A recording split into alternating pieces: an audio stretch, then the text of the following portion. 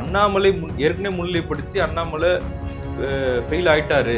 இல்ல பாஜகவுல இருந்ததுனால அவர் ஃபெயிலியர் ஆயிட்டார். தனி மனிதனாக அவர் வெற்றி பெறாருங்க. அதாவது இப்ப மட்டும் அந்த பாஜக சாயம் எப்படி போகும்?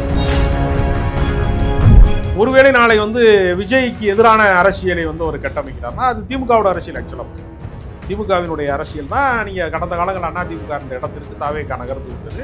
அப்போ ஒரு குழப்பமான சூழ்நிலை தமிழ்நாட்டு அரசியல் இப்பவே குழப்பம். அதான் 4 எம்எல்ஏ வச்சிருந்தது ஒரு எம்எல்ஏ ஆக்குறதுக்கு இவ்வளவு பாடுபட்டுருக்காங்க. போய் சுற்றி பண்ணியிருக்காங்க, எடப்பாடியை மிரட்டியிருக்காங்க, டெல்லியை கூப்பிட்டுருக்காங்க, தேசிய என்டிஏ கூட்டணிலாம் சொல்லி 300 பள்ளத்தில் உருட்டி விட்டாங்க கட்சியை. அது மேட்டுக்கு வர்றதுக்கு சமதளத்துக்கு வர்றதுக்கு சான்ஸே இல்லை. நீ வேற வழி இல்லாம பாஜக ஆதரிச்சவங்க இப்ப அண்ணாமலை ஆதரிக்கிறதுக்கான ஒரு அதாவது ஒரு சூப்பர்மேன் கிடைச்சிருக்காரு. எல்லாத்துக்குமே ஒரு லீடர். எத்தனை சூப்பர்மேன் சார்?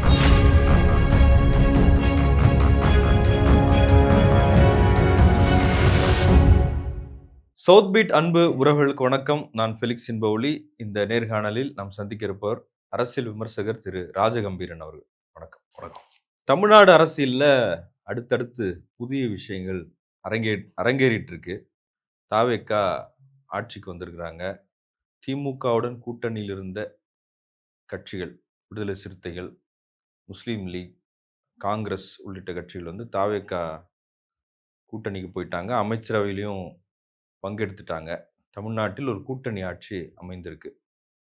இப்போ இந்த சூழல்ல பாஜகவில் இருந்த திரு அண்ணாமலை அவர் மாநில தலைவராக இருந்தார். அதுக்கப்புறம் அந்த தலைவர் பதவி இல்லாமல் செயல்பட்டார். இப்போ அவர் புது கட்சி தொடங்க போகிறார் அப்படின்ற பேச்சு இருக்கு. அவர் டெல்லிக்கு போயிருக்காரு, அமித்ஷாவை சந்தித்து விட்டார், ராஜினாமா கடிதத்தை கொடுத்துட்டாரு. அவர் தொடங்க போகிற கட்சி மதசார்பற்ற கட்சியாக இருக்கும் அப்படின்லாம் சொல்கிறாங்க. இன்றைக்கி மோடியை சந்திக்க போகிறாரு, நேரம் கேட்டிருக்கிறாருலாம் சொல்கிறாங்க. இந்த நகர்வுகளை எப்படி பார்க்குறீங்க? தமிழ்நாட்டு அரசியலிலே மதவாத அரசியல் என்பது மக்களிடத்திலே ஒருபோதும் எடுபடாது என்பதற்கு அண்ணாமலையினுடைய இந்த நீண்ட பயணம் ஒரு சாட்சி. அவருடைய அரசியல் பயணம் ஒரு சாட்சியா இருக்கு. அண்ணாமலை ஐபிஎஸ் அதிகாரியாக இருந்தபோது ரஜினிகாந்த் கட்சி ஆரம்பிக்கிறார், அவர் கட்சி தலைவராகத்தான் இருப்பார், ஒரு முதலமைச்சர் வேட்பாளராக உங்களை முன்னிலைப்படுத்த போகிறோம் என்று சொல்லிதான் அழைத்து வந்தார். ரஜினிகாந்த் என்ன செஞ்சாரு? கடைசி நேரத்தில் அந்தர்பல்ட்டி ஆகாயப்பல்ட்டி அடிச்சு, எனக்கு உடல்நிலை சரியில்லை, எனக்கும் திருவள்ளுவருக்கும் காவி வண்ணம் பூச முடியாது, நான் எஸ்கேப்பு அப்படின்ட்டார். ரசிகர்களுக்கு என்ன அல்வாவை கொடுத்தாரா ரஜினிகாந்த், அதே அல்வாவை தான் அண்ணாமலைக்கும் கொடுத்தாரு. தங்களை நம்பி வந்துட்டார் அப்படிங்கிறதுனால அவங்க என்ன செஞ்சாங்க? அவர் மாநில தலைவராகினாங்க. அவர் அதிரடி அரசியல் செய்தார். வார் ரூம்லாம் வச்சு சோசியல் மீடியாவிலாம் பயங்கர ட்ரெண்டிங் ஆகி தினசரி ப்ரெஸ் மீட்டு எல்லா வகையான விஷயங்களையும் பண்ணிக்கிட்டே இருந்தார். மீடியா அட்ராக்ஷன் பண்ணிக்கிட்டே இருந்தார். தன்னை சுற்றி சமூக வலைதளங்களும் ஊடகங்களும் சுழன்று வரக்கூடிய ஒரு சூழ்நிலை உருவாக்கி காட்டினார். தொடர்ச்சியாக ஒரு பேசு பொருளாக பாஜகவை தமிழ்நாட்டில் மாற்றியது அண்ணாமலை. அதனால வாக்கு சதவீதம் உயர்ந்ததே தவிர வெற்றி வாய்ப்பை அவரால் தட்டி பறிக்க முடியல. சட்டமன்றத்திலையும் தோற்றாரு, நாடாளுமன்றத்திலையும் தோற்றாரு. ஆனால் வாக்கு சதவீதம் அதற்கு முன்பு இருந்த எண்ணிக்கையோடு ஒப்பிடுகையில 2 மடங்கு அல்ல கூடுதலாகவே வந்துச்சு. அதனால அவருக்கு அவரோட ஃபாலோவர்ஸ்னு அவரோட ஒரு சூப்பர் ஹீரோயிசம் மாதிரி அவர் தன்னைத்தானே உருவாக்கிக்கிட்டதுனால அவருக்கென்று ஒரு ஆதரவாளர். பாஜகவை விரும்பாதவர்களிலே கூட ஒரு சிலர் அண்ணாமலை ரொம்ப போல்டா பேசுறாரியா, ரொம்ப துணிச்சலா பண்றாரியா அப்படிலாம் சொல்லக்கூடிய ஒரு ரசிக மனப்பான்மையை அவர் உருவாக்கிட்டார். தமிழ்நாட்டு அரசியலை பொறுத்தவரையில ஒரு தனி மனித பிம்பம் என்பது எப்பொழுதுமே பெரிய அளவுல ரோல் பண்ணிக்கிட்டே இருந்தது. என்னதான் திராவிட இயக்கம்லாம் நீங்க சொன்னாலும் ஒரு லீடர்ஷிப்புக்குன்னு ஒரு பெரிய ஒரு இமேஜ் இருந்துகிட்டே இருந்தது. நீங்க கலைஞர் அப்படிங்கிற அந்த இடத்தை வேற யாரும் நிரப்ப முடியாது அப்படின்னு சொல்லக்கூடிய அளவுக்கு அவர் ஒரு இமேஜை கிரியேட் பண்ணிக்கிட்டே இருந்தார். அந்த தனி மனித பிம்ப அரசியல் தான் நீங்க ஜெயலலிதா அரசியல், எம்ஜிஆர் அரசியல், எல்லா அரசியலுமே நீங்க ஸ்டாலினை கூட நீங்க அப்படித்தான் முதன்மைப்படுத்துறாங்க. ஸ்டாலின் தான் வராரு, விடியல் தர போறாருன்னு சொல்லும் போதெல்லாம் அது ஒரு சூப்பர் ஹீரோயிசம் தான் அது. அப்ப அந்த வரிசையில தன்னை முன்னிலைப்படுத்திக் கொள்ளக்கூடிய தலைவர்களுக்கு அதிகமான புகழ் வெளிச்சம் கிடைக்கும். அண்ணாமலை அதை புரிந்து கொண்டு பாஜகவை பின்னுக்கு தள்ளி அண்ணாமலை முன்னுக்கு வந்துட்டார். இல்ல அப்ப அந்த மாதிரியான ஒரு இமேஜ் தானே பாஜகவை பின்னுக்கு தள்ளி மோடி முன்னுக்கு வந்தாரு. ஆமா, அந்த மோடியும் கூட தமிழ்நாட்டில் ஈடுபட முடியல. அகில இந்திய அளவில் இருக்கக்கூடிய அரசியல் சூழ்நிலை என்பது வேறு. தமிழ்நாட்டினுடைய அரசியல் சூழல் என்பது வேறு. தமிழ்நாட்டு அரசியலை பொறுத்தவரையில மத விரோதத்தை தூண்டுகிற வேலை எடுபடாது. நீங்க இல்ல நான் அப்ப ஒரு உதாரணம் அது சொல்றேன். சித்தர்கள் இருக்காங்கல்ல, இங்க கடவுளை மறுப்பவர்கள் ஒரு வகை, கடவுள் நம்பிக்கைக்குள்ளே இருந்து கொண்டு உள்ளுக்குள்ளே கலகம் செய்கிற மரபு, ஒரு சித்தர் மரபு நமக்கு ஏற்கனவே இருந்துச்சு. நட்டக்கல்லை தெய்வம் என்று நம்புவதற்கு இல்லை அப்படிங்கிற பாடல்கள்லாம் நமக்கு உண்டு. நட்டகல்லும் பேசுமோ நாதன் உள்ளிருக்கையில் பணத்தியாவது ஏதடா, பறட்சியாவது ஏதடா, எலும்பிலே தோளிலே இலக்கமிட்டு இருக்குதோ அப்படின்னு கேட்கறது இருக்குல்ல. ஒரு பார்ப்பன பெண்ணாக இருந்தாலும், ஒரு பட்டியலின பெண்ணாக இருந்தாலும், அடிப்படையில அவளுடைய எலும்பிலும் தோளிலும் வேறு இலக்கங்கள்லாம் இல்லை அப்படிங்கிற பாடலை பகுத்தறிவாளர்கள் பாடல, பக்தியின் வழியாக பாடின அந்த மரபு நமக்கு ஏற்கனவே இருந்ததுனாலதான், வள்ளலார் என்கிற மரபுலாம் நமக்கு இருந்ததுனாலதான் பெரியாரை ஒரு எதிர்மறை கதாபாத்திரமாக சித்தரிக்க முடியல தமிழ்நாட்டில். இன்னைக்கு வரைக்கும் பெரியாரை ஒரு தமிழ் சமூகத்துக்கு விரோதியாக மாற்றுவது, கடவுளுக்கு எதிரானவராக மட்டுமே அவரை சித்தரிப்பது போன்ற விஷயங்கள்லாம் ஏன் தமிழ்நாட்டில் எந்த அரசியல் கட்சி ஈடுபடல? கடைசியா மன்ன கவன கட்சி நாம் தமிழர் கட்சி பெரியார் எதிர்த்து, பாஜகனாலும் முடியல, நாம் தமிழர் கட்சினாலும் முடியல. அப்ப இதுக்கு நமக்கு ஒரு நீண்ட மரபு இருக்கு. அதனால நமக்கு இந்த சமூக நல்லிணக்கம் பாராட்டுவது என்பது நமக்கு இயல்பாகவே இருக்கிறது. அந்த இயல்பை மீறி ஒரு அரசியலை இந்த மண்ணிலே நிலைநாட்ட முடியல. நீங்க புதுக்கோட்டையில பள்ளியாசை திறக்கிறாங்கன்னா அந்த ஊர்ல இருக்கக்கூடியவர்கள்லாம் இந்துக்கள்லாம் சேர்ந்து தாய்மாமன் சீர் எடுத்துட்டு போற ஒரு வழக்கத்தை இங்க பார்க்க முடியும். வடநாட்டில் பார்க்க முடியுமா? தாய்மாமன் சீர் எடுத்துட்டு போறாங்க, பள்ளியாசல போய் உடைக்கிறதுக்கான வேலையை தான் அவன் உற்சாகமா செய்யறான். இங்க அப்படி கிடையாது. பழனிக்கு பாத யாத்திரை போறவர்களுடைய பாதம் வெயிலிலே வெம்பி போய்விடக்கூடாது என்று தண்ணீர் பாய்ச்சுகிற, தண்ணீரை ஊற்றி விடுகிற பாதங்கள்ல தண்ணீர் ஊற்றுவதை நம்ம பார்த்தோம். இப்ப இங்க வேறொரு பண்பாடு இருக்கிறது. அதனால வேளாங்கண்ணிக்கு போறவங்க நாகூர் தர்காவுக்கு போறாங்க, வைத்தீஸ்வரன் கோயிலுக்கு போறாங்க. மூன்றையும் ஒரு பயணமாக பார்க்கக்கூடிய மனப்பக்குவம் தமிழ் மண்ணில இருக்கிறதுனால ஒரு மதவாத அரசியலே நிலைநாட்ட யாராலும் முடியல. என்னென்னமோ செஞ்சு பார்த்தாரு. கோயம்புத்தூர்ல ஒருத்தன் சிலிண்டர் வெடிச்சு ஒருத்தன் காருக்குள்ள இறந்து போயிட்டான், 1 கிலோமீட்டருக்கு அங்கிட்டு இருக்கிற கோயிலை தகர்க்கத்தான் சதி பண்ணான்னு சொல்லி கூட பொய் சொல்லி பார்த்தாங்க பாஜக. இன்னைக்கு வரைக்கும் எல்லாமே அவங்க கையில தான் இருக்கு. தேசிய புலனாய்வு எல்லாம், முகமை எல்லாமே அவங்ககிட்ட தான் இருக்கு. எதனை வைத்துக் கொண்டு அதை நிரூபிக்க முடியல. ஏன்னா நடந்தது விபத்து.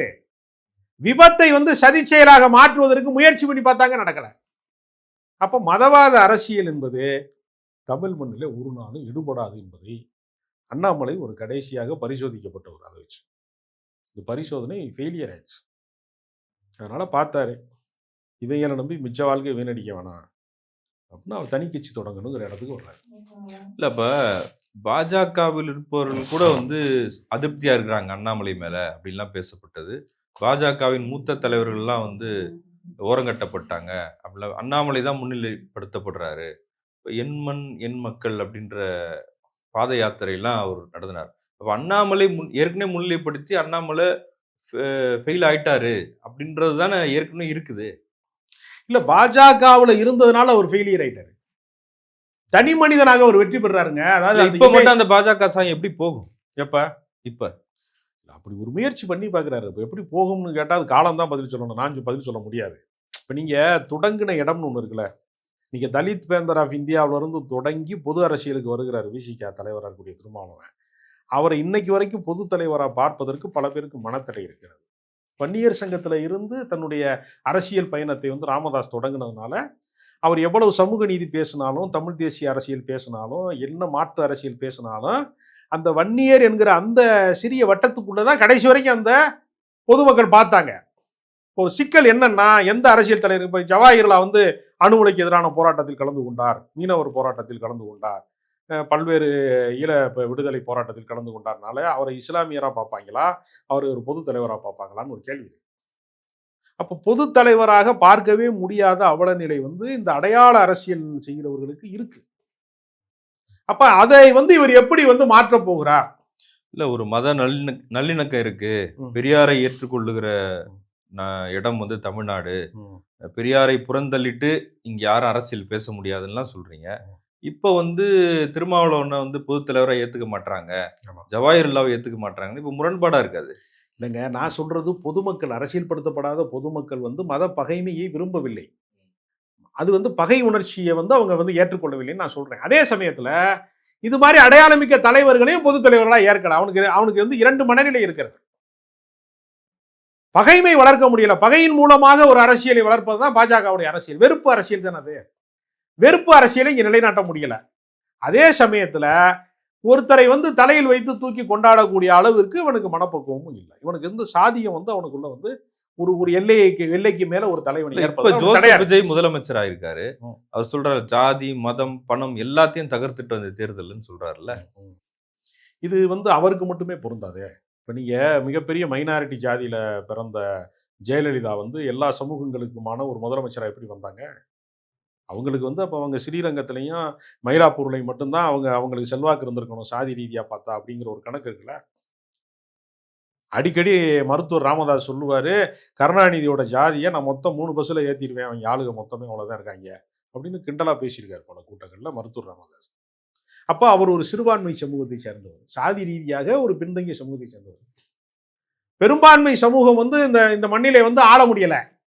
இப்ப நீங்க ஒரு கவுண்டர் சமூகத்தில இருந்து ஒருத்தரை கொண்டு எடப்பாடியை கொண்டு போடும்போது முக்குளத்தோர் சமூகம் முறைச்சுக்கிட்டான், ஏற்றுக்கொள்ளல அந்த தலைமைய.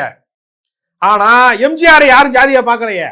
எம்ஜிஆர் என்ன ஜாதி, என்ன எந்த நிலத்தை சார்ந்தவர் அப்படி பார்க்கல. இப்ப இருக்கிற மாஸ் லீடர்களுக்கு அது பொருந்தாது. நீங்கள் பேரறிஞர் அண்ணாவை யாருமே அறிஞராக பார்ப்பார்கள், தமிழர்களின் தலைவர்களாக பார்ப்பாங்க. அவர் ஜாதி என்னன்னு பார்க்க மாட்டாங்க, அந்த அடையாளத்தை நோக்கி நகர்த்த மாட்டாங்க. மிகப்பெரிய மாஸ் லீடர்ஸுக்கெல்லாம் அவர்களை குறுகிய வட்டத்திலே அடைக்க முடியாத இருக்கு. அதுலதான் ஜோசப் விஜய் தப்பிச்சிருக்காரு. அதுக்கு திராவிட இயக்கம் ஏற்கனவே உருவாக்கி வைத்திருந்த இந்த சமூக கட்டமைப்பு பண்பாட்டு ரீதியாக இப்ப அண்ணாமலை தான் காரணம். இப்ப அண்ணாமலை தனி கட்சி தொடங்கினாலும் அவருக்கு பாஜக சாயம் இருக்கு. இவ்வளவு நாள் பாஜக ஆதரிச்சு பேசியிருக்காரு. அவருக்கு பின்னாடி ஒரு ஜாதி இருக்கு. அந்த ஜாதி அடையாளமும் வெளிப்படையா எல்லாருக்கும் தெரியும். அப்ப அவர் எப்படி எதை நம்பி கட்சி ஆரம்பிப்பார்னு நினைக்கிறீங்க? இல்ல, அவருடைய செயல்பாடுகள் இதற்கு எதிரான நிலைப்பாடுகளை எடுத்தாருன்னு வச்சுக்கோங்க ஒரு பேச்சு. எதிர்காலத்தில் அது உடைக்கப்படலாம். இப்போது அவருக்கு இருக்கக்கூடிய இமேஜ் எல்லா காலத்துக்குமான இமேஜாக இருக்கும்னு நம்ம இந்த நிமிடம் யோசிக்கலாம். நம்ம அவர் நாளைக்கு பாஜகவுக்கு எதிராக போராட்டம் நடத்தினான்னு வச்சுக்கோங்க ஒரு பேச்சுக்கு, மதவாதத்துக்கு எதிரான விஷயங்கள்ல அவர் முன்னிலை போராட்டம் செய்யறாரு அப்படின்னு வச்சுக்கோங்க, இல்ல மத நல்லிணக்க விழாக்கள்ல அதிகமாக பங்கேற்கிறாருன்னு வச்சுக்கோங்க, அல்லது சாதி ரீதியான ஆணவ கொலை நடக்கிற இடங்களுக்கு அவர் சாதி எதிர்ப்பு குரலாக மாறுறாருன்னு வச்சுக்கோங்க ஒரு பேச்சுக்கு. இப்படி ஒரு நிலைப்பாட்டை அவர் எடுத்து பயணித்தார்னா கடந்த காலத்தின் தவறுகள் கொஞ்சம் கொஞ்சமாக கடந்த காலத்தில் அவர் மீது பூசப்பட்டிருக்கிற அந்த வண்ணம் மறைய வாய்ப்பு இருக்கு. ஏன்னா நீங்க எங்கிருந்து தொடங்கினீர்கள் என்பதை விட இப்ப காங்கிரஸ்ல இருந்து தான் பெரியார் வந்தார். பெரியார் நம்ம காங்கிரஸ்காரரை பார்க்க முடியாது. ஒவ்வொரு தலைவர்களும் ஏதோ ஒரு இடத்துல இருந்து புறப்பட்டு வருவாங்க. அப்ப அந்த சாயல்ல இருந்து அவர்கள் பின்னாடி அவங்களுடைய தொண்டின் மூலமாக, வேலை திட்டத்தின் மூலமாக, பொது வாழ்க்கையில் நீண்ட பயணத்தின் வழியாக மாத்தி இருக்கிறாங்க. அந்த அடையாளத்துக்காக சொல்றேன், நீண்ட பயணம் செய்தால் மாறலாம். இப்ப திமுக எதிர்ப்பை தீவிரமா பேசுறாரு தாவேகா தலைவர் விஜய், முதலமைச்சரா ஆயிட்டாரு. அதே திமுக எதிர்ப்பை இன்னும் தீவிரமா பேசுகிறவர் அண்ணாமலை. இப்ப 2 திமுக எதிர்ப்பு பேசுறவங்களும் அரசியல் களத்துல தீவிரமா இறங்கும் போது திமுகவுக்கு ஒரு நெருக்கடி தானே அது.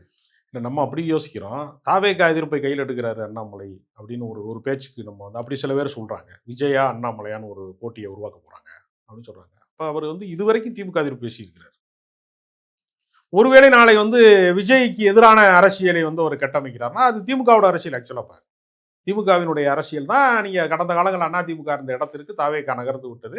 அப்போ ஒரு குழப்பமான சூழ்நிலை தமிழ்நாட்டு அரசியல் இப்பவே குழப்பம். அதாவது 3வது சக்தியாக முளைத்த விஜய் முதன்மை சக்தியா மாறினதுனால ஏற்கனவே 2வது இடத்துல இருந்த அதிமுக 3வது இடத்துக்கு நகர்த்தப்பட்டு விட்டது. இங்க கொடுமை என்னன்னா 3வது சக்தியாக ஒருவர் பின்னுக்கு தள்ளப்பட்டால் அவர் முதன்மை சக்தியாக மாறுவது அரிதினும் அரிது. அப்படி ஒண்ணு நடக்காது. ஏன்னா காங்கிரஸ் 67 வீழ்த்தப்பட்டதற்கு பின்பு இந்த 59 வருஷத்துல அது முதன்மை சக்தியா இந்த நிமிடம் வரைக்கும் மாறல.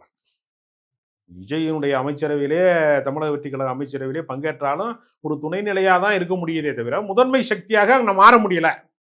ஏன்னா அந்த இடத்துக்கு திமுக எதிர்ப்பு என்கிற இடத்துக்கு எம்ஜிஆர் விட்டார். இங்க திமுக எதிர்ப்பை காங்கிரஸ் தான் பலப்படுத்தி வச்சிருந்துச்சு. திமுக எதிர்ப்பு என்பது காங்கிரசினுடைய ஒரு கொள்கை சொத்து மாதிரி வச்சிருந்தான். இங்க பழைய காங்கிரஸ்காரங்க பூராமே திமுக எதிர்ப்புல வீரியமா இருப்பாங்க. அதுக்கு இன்னைக்கு வாழும் உதாரணம் திருச்சி வெளிச்சாமி, மறைந்த உதாரணம் நெல்லைகண்ணே, பல பேர் அப்படி இருந்தாங்க. இப்ப இந்த திமுக எதிர்ப்பு வாக்கு வங்கி என்ன செஞ்சார்னா 75ல காமராஜர் மறைந்த போது 72லயே எம்ஜிஆர் கட்சி ஆரம்பிச்சார்ல, அந்த எதிர்ப்பு வாக்கு வங்கி அப்படியே ஒரு மாஸ் லீடரா இருக்கக்கூடிய எம்ஜிஆர்ட்ட போயிருச்சு. அவர் அப்படியே கன்டினியூ பண்ணி கொண்டு வந்து 87 வரைக்கும் ஆட்சி நடத்தினாரு. அவர் இறந்த பின்னாடி அதை கைப்பற்றிட்டாங்க ஜெயலலிதா. ஜெயலலிதாட்ட இருந்த அரசியல் இடைக்காலத்துல எடப்பாடி பழனிசாமிகிட்ட தத்தளிச்சிச்சு. திமுக வெறுப்பு அல்லது எதிர்ப்பு. விஜய் கைப்பற்றிட்டாரு. இது ஒரு நீண்ட பாரம்பரியம் கொண்டதா இருக்கு. திமுக வெறுப்பு என்பது, திமுக எதிர்ப்பு அரசியல் என்பது, இப்ப நீங்க சில வெறுப்பு அரசியல் வந்து சீக்கிரம் வெல்லும். இப்ப பெரும்பான்மை மதவாதத்தை திரட்டுவதற்கு சிறுபான்மை மக்கள் மீதான வெறுப்பை வந்து பாஜக தன்னுடைய அரசியலுக்கு ஒரு கச்சா பொருளாக வந்து பயன்படுத்திக் கொள்கிறார்கள். அப்ப எளிதாக என்ன செய்யறான்னா, ஒரு சிறுபான்மை மதத்தை காட்டி பெரும்பான்மையை திரட்ட முடியுது. அதே மாதிரி என்னன்னா, ஆதிக்க சாதிக்காரர்களாக இருந்தவங்க, உயர்ந்த பீடத்தில் இருந்தவங்க எல்லாரையுமே சாய்த்து விட்டு திராவிடர் கழகம் வந்து பிற்படுத்தப்பட்டவர்கள் இயக்கமாக எழுந்த போது இயல்பாகவே அந்த எதிர்ப்பு மனநிலை என்பது உள்ள ஒளிஞ்சிருக்கும். நேரடியாக அதை சொல்ல முடியாது. அதுக்கு பதிலாக என்ன சொல்லுவான்னா, கருணாநிதி வந்து இந்த மாதிரி வந்து திருட்டு ரயில்ல ஏறி வந்தாருன்னு ஒரு கதையை கட்டி விட்டுவான். தொடர்ச்சியாக ஏதோ ஊழலை ஒழிக்கிற மாதிரி சொல்லுவான். வெளியே திமுக ஒழிப்புக்கு பேசுற முறை ஊழல் ஒழிக்கிற மாதிரி சொல்லுவான். உள்ளுக்குள்ள அவனுடைய ஆள் மனதுக்குள்ள அந்த ஆதிக்க மனநிலை அவனுக்குள்ள இருக்கும். இவர்கள் ஆட்சிக்கு வருவதா, இவர்கள் எல்லாம் ஆள்வதா அப்படிங்கிற தன்மை உள்ளுக்குள்ள ஒழிஞ்சிருக்கும். இல்ல அப்போ விஜய்க்கு அது இருக்கான்னு? இல்ல, விஜயை பொறுத்தவரையில என்னன்னா, நீங்க திராவிட இயக்கம் வந்து ஒரு அதிகார மையமாக இருக்கக்கூடிய இடத்துல அதிகார மையம் வந்து சுழற்சியாக பல பல பேருக்கு உள்ள பயணிச்சுக்கிட்டே இருக்கணும். 40 வருஷமா ஒருத்தரே திமுகவுக்கு மாவட்ட செயலாளர், 35 வருஷமா ஒரே ஆள் ஒன்றிய செயலாளர், நகர செயலாளர், நகரம் மறுக்கிறாரு கட்சியை விட்டு. அதே போஸ்டிங்லேயே நான் ஸ்கூல் படிக்கும்போது ஒருத்தர் நகர செயலாளர் இருந்தார். இன்னைக்கும் அவரே நகர செயலாளர் இருக்காருங்க. ஆச்சரியமா இருக்கு எனக்கு. நானே ஒரு அறக்கலவன் ஆகிட்டேன். இப்போ நான் ஸ்கூல் படிக்கும்போது இப்போ பையை தூக்கிட்டு அரை டவுசர் போகும்போது போன ஒரு ஆள் திமுக நகர செயலாளர் இருந்தவர் இன்னைக்கே நகர செயலாளர் இருக்காங்க. இப்படி ஒரு கட்சி உலகத்தில் உண்டாங்க. சுழற்சி வேணும்லங்க, அதிகாரம் மாறுதலுக்கு உள்ளாகணும்ல. இளைஞர்கள்ட்ட எப்படி ஒப்படைப்பாங்க? நீ திமுக போய் சேர்ந்தா உறுப்பினராக சேரலாம், ஓட்டு போடலாம், அவ்வளவுதானே தவிர அந்த அதிகார பங்கேற்பிலே சாமானியனா இருக்கிறவன், இளைஞரா இருக்கிறவனுக்கு ஒரு வாசலை அவர்கள் திறந்து வைக்க மறந்து விட்டார்கள். அந்த வாசலை விஜய் திறந்துட்டாரு. இதே சிக்கல். அப்படிதான் நான் பாக்குறேன். இல்ல இப்ப அந்த இளைஞர்கள் அண்ணாமலை பக்கம் போவாங்களா? விஜய்க்கு பின்னாடி போகிற இளைஞர்கள்னு நான் அதை கருதலை. தமிழ்நாட்டில் ஏற்கனவே நீங்க சொல்ற மாதிரி திமுக எதிர்ப்பாளர்களா இருக்கிறவங்க பாஜக இருக்க முடியாம கொஞ்சம் பேர் இருக்காங்க. ஏன்னா அந்த கட்சி வெற்றி பெறுகிற கட்சியாகவும் இல்லை. அதை கொண்டே ஊட்டி பள்ளத்தாக்கு, குன்னூர் பள்ளத்தாக்குல கொண்டு விட்டாங்க. கடைசியா முதன்மை தலைவர்கள் பூரா தோத்து போயிட்டான். பள்ளத்தாக்குகளுக்கு கீழே ஒருத்தர் இருந்து எந்திரிச்சு வந்து நான் ஒரு எம்எல்ஏ இருக்கேன்னு சொல்றாரு. பாஜக 4 எம்எல்ஏ வச்சிருந்தது ஒரு எம்எல்ஏ ஆக்குறதுக்கு இவ்வளவு பாடுபட்டுருக்காங்க, இவ்வளவு சூழ்ச்சி பண்ணியிருக்காங்க, எடப்பாடியை மிரட்டியிருக்காங்க, டெல்லியை கூப்பிட்டுருக்காங்க, தேசிய என்டிஏ கூட்டணிலாம் சொல்லி குன்னூர் பள்ளத்துல உருட்டி விட்டாங்க கட்சியை. அது மேட்டுக்கு வர்றதுக்கு, சமதளத்துக்கு வர்றதுக்கு சான்ஸே இல்லை. நீ அப்பதான் பாக்குறாங்க சமதளத்துல ஒரு கட்சி இருக்கியா, அண்ணாமலைகிட்ட போகுமியான்னு. இந்த ஆட்கள் வந்து திமுக வேணாம்னு நினைக்கிறவன், விஜயை ஏற்க முடியாதுன்னு நினைக்கிறவனுக்கு ஒரு சோர்ஸ் வேணும்ல. நீங்க எல்லா தரப்புக்குமே ஒவ்வொரு உணவு தேர்வுக்கும் ஒரு ஹோட்டல் இருக்கா இல்லையா? ஒருத்தன் போய் சைனீஸ்ல சாப்பிட்றான், ஒருத்தன் கேரளா மெஸ்ஸுக்கு தான் நான் போவேங்கிறான், நான் ஆந்திரா மெஸ்ஸுக்கு போவேங்கிறான், ஒருத்தன் செட்டிநாடுங்கிறான்ல. அது மாதிரி ஒவ்வொருத்தனுக்கும் ஒரு வேற வழி இல்லாம பாஜக ஆதரிச்சவங்க இப்ப அண்ணாமலை ஆதரிக்கிறதுக்கான ஒரு அதாவது ஒரு சூப்பர்மேன் கிடைச்சிருக்காரு அவங்களுக்கு. எல்லாத்துக்குமே ஒரு லீடர்ஷிப். எத்தனை சூப்பர்மேன் சார் தமிழ்நாட்டுல? யாரு? இல்ல, ஒவ்வொரு தத்துவத்துக்கும் ஒரு சூப்பர்மேன் தேவைப்படுறாரு. திராவிட இயக்கத்துக்கு ஒரு சூப்பர்மேன் தேவைப்படும் போது இந்த மாதிரி வலதுசாரியா இருக்கிறவங்க அல்லது இந்த எதிர்மனையில, அதுக்கு எதிர்மனையில இருக்கிறவங்களுக்கு அதுக்கு அங்க என்ன தத்துவம் இருக்கு? யாருக்கு? எதிர்மனையில இருக்கிறவங்களுக்கு இருக்குல்ல. திமுக எதிர்ப்பு தான் ஒரே தத்துவம். அது ஒரு தத்துவம் தாங்க. அது எங்கிருந்து பிறக்குது? சனாதனத்தை போற்றுகிறவர்களுக்கான தத்துவம் ஒன்று இருக்குல்ல. நீங்க இந்துத்துவம் இருக்கு, பெரும்பான்மை வாதத்தை போற்றுகிறவங்க இருக்கான், சாதியவாதத்தை போற்றுகிறவங்க, அவன் அந்த தத்துவம் கருதுறான்ல. நீ அதை எப்படி தத்துவம் இல்லைன்னு சொல்லுவீங்க? திகாவுக்கு ஒரு பாலிசி இருக்கிற மாதிரி ஆர்எஸ்எஸ்க்கு ஒரு பாலிசி இருக்கு. ஒருத்தனுக்கு ஒரு அதை அவன் கோட்பாடு நம்புறான்ல. அது எப்படி உங்களுக்கு அது கோட்பாடா தெரியலன்னா இன்னொருத்தனுக்கு அது கோட்பாடா தெரியல. திமுக எதிர்ப்பு என்பதே ஒரு பெரிய ஒரு மாபெரும் தத்துவம்னு கருதுறவன் இருக்கிற வரைக்கும் கட்சி இருக்கும்ல. அதுபடி இல்லாம போகும். இளைஞர்களை முன்னிறுத்தி தான் அரசியல் இனிமே இருக்க போகுதுன்னு நம்ம சொல்லலாம். அதுல ஒன்றும் சந்தேகமே கிடையாது. ஏன்னா 70 வயதுக்கு மேல இருக்கிறவங்க, 88 வயசு ஆயிடுச்சு துரைமுருகனுக்கு பொதுச் செயலாளர் இருக்காருன்னு சொல்றதெல்லாம் இருக்கு இல்லையா? அது எப்படி ஏற்பது அப்படிங்கிற மனநிலை ஏற்கனவே அது கட்சிக்குள்ளேயே கண்ணன்று கொண்டு இருக்கிற நெருப்பு தான். அப்படி பார்த்தா செங்கோட்டையன் ஜெயிச்சிருக்காரு. அவரும் பல இல்லங்க, சொன்ன மாதிரி அனுபவமே இல்லாதவர்களுக்கான ஒரு கட்சியில ஒரு மூத்தவர் இருக்கிறாருங்கிற கணக்கு வேற. எல்லாருமே மூத்தவர்களா இருக்கிற கட்சி இருக்கா இல்லையா? எடப்பாடி பழனிசாமி இளைஞரா? எல்லா கட்சியிலும் 70 வயசுக்கு மேல இருக்கிற ஆளுகளை அடைச்சு வச்சிருக்காங்கல்ல. வேற யாருக்குமே வழி விடாம வச்சிருக்காங்கல்ல எல்லா கட்சியிலுமே. அப்ப நீங்க புதியவர்கள், இப்ப நீங்க பாருங்க, காலேஜ் போற பையன் மாதிரி இருக்க முறை மினிஸ்டர் இருக்காங்க பல பேர். அப்ப இதெல்லாம் மக்கள் இது எப்படி பார்க்கிறாங்க? அமைச்சருங்கிற பிரமிப்பே போயிருச்சு பல பேருக்கு. இப்போ நீங்கள் ஒரே ஒரு மேயர் பிரியாவை காமிக்கும் போது என்னடா ஒரு சின்ன பிள்ளை காலேஜ் போகிற பிள்ளை மாதிரி இருக்குன்னு சொன்னாங்க விமர்சனம். ஒரு தனி ஒரு ஒரு ஒரு விதிவிலக்கான உதாரணம் இருந்துச்சு. இப்போ கிட்டத்தட்ட மேயர் பிரியா செட்டு மாதிரியே ஒரு அமைச்சரை உருவாயிருக்கல, அந்த ஏஜ் குரூப் மாதிரி ஒரு அமைச்சரை உருவாயிருச்சுல. இது காலந்தோறும் சில மாற்றங்கள் நிகழ்ந்து கொண்டே இருக்கிறது. அந்த மாற்றங்களை நீங்கள் விரும்பினாலும் விரும்பாவிட்டாலும் அது நிகழ்ந்தே தீருது. அது வந்து தாவேகா வழியாக சாத்தியப்பட்டு விட்டது. சரியா தமிழ்நாட்டுக்கு நல்லதுன்னு நினைக்கிறீங்களா? இல்ல, அவர்கள் வந்து கொள்கை ரீதியாக இதை சாதித்திருந்தால் வந்து அவர்கள் சாதிப்பார்கள்னு நம்ம நம்பலாம்.